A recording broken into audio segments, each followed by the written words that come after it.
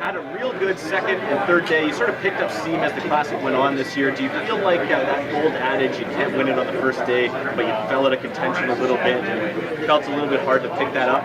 I tried to, to step it up. I had the opportunity this first day to have a pretty good day and just didn't win the boat. So when you have things going your way, it really shows. The last couple of years in the Classic, things have made good decisions, and those key fish that when you get them on, they don't get off. So I've had a lot of fun here this week.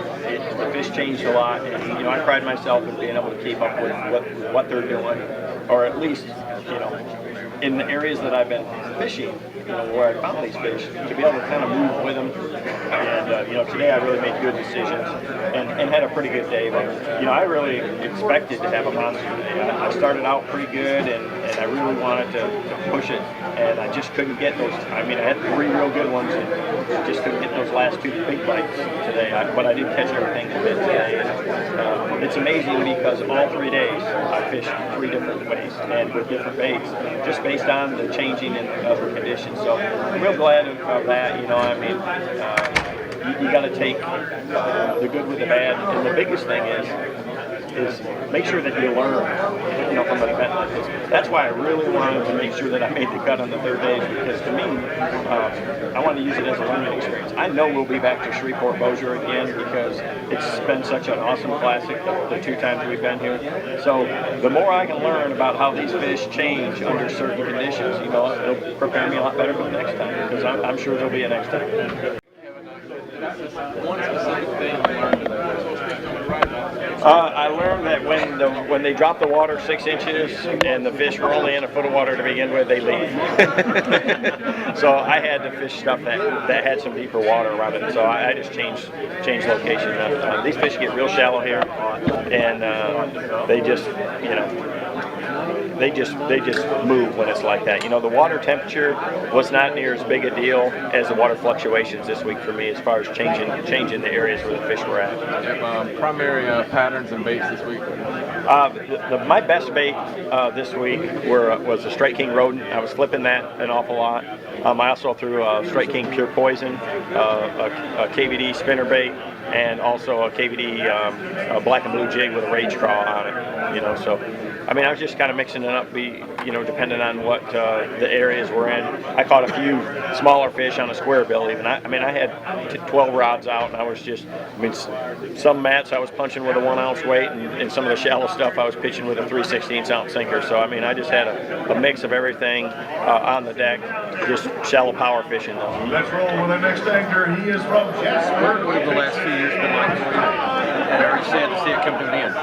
I knew that what I've experienced the last couple of years is really special, and I've enjoyed it. Last year was one of those dream weeks that you couldn't script any better, and on the final day, by 10 o'clock in the morning, I knew what was going down, and I really enjoyed it. I appreciate it. I don't take qualifying for granted.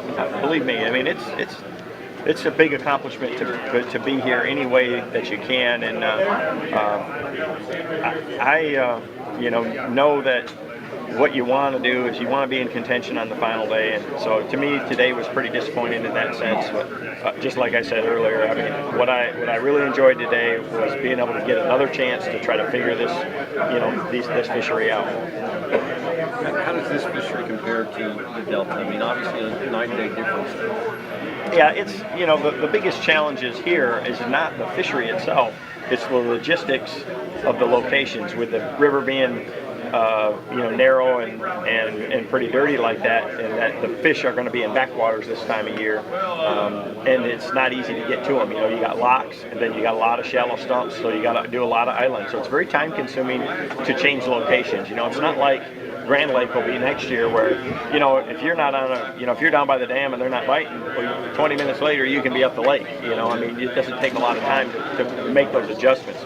So you're going to get a full day, and I think we all like that. But that's why this is a great place to have a Classic, because you have all those other pressures you have to deal with. The good thing about the way that it is it really helps you manage the spectators. The fans in Louisiana, the spectator boats, the last 2 years are the best I've seen in my career. I've seen, you know, 15 to 20 guys a day. I haven't even seen one with a rod out on their deck. You know, today I seen a couple guys fishing just in other areas.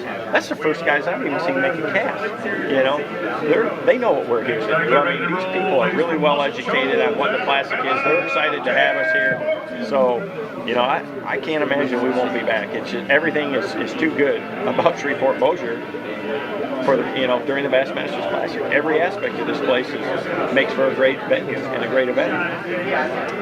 This event ended up being kind of dominated by the spawn. It looks like the first couple events this season, just like every season, could be the same thing.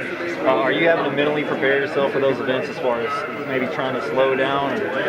I've been fishing spawning fish for my whole career. You know, I mean, here, a lot of the fish I was catching this week were spawning, but you just couldn't see them because the water was dirty, where I was fishing anyway. So, yeah, it's a different mentality without a doubt, you know, but I like it. I mean, I grew up fishing in Michigan, doing a lot of sight fishing, and I enjoy it, but it's part of it. I mean, when you have a series that starts in February and you know, and goes through the whole spring, you're going to have spawning fish. So, Are you looking forward to the series?